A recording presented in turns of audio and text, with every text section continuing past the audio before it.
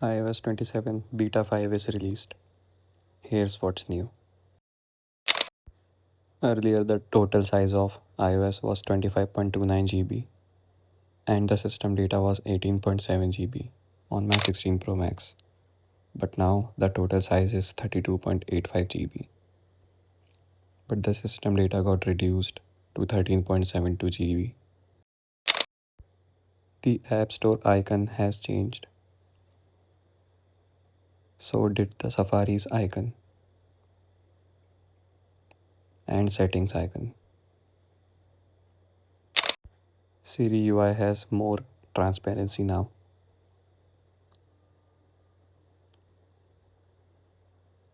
And the Spotlight search also has more transparency.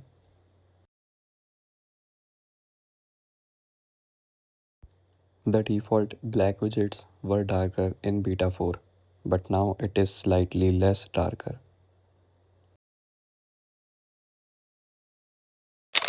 We have splash screen for Apple Music, App Store, Photos, Stocks, Fitness, Shortcuts, Freeform, Voice Memos, and Apple TV. The stutter is still there when we use tinted or clear icons, but it gets fixed if we use the default icons. In the default icons, there are no stutters. It is early to judge the performance, heat, and stability, but so far it seems as good as Beta 4. And the heat management was quite good in Beta 4, so I'm expecting the same if not better in Beta 5. After updating to iOS 27 Beta 5, my battery health is still at 100% with 266 cycle count.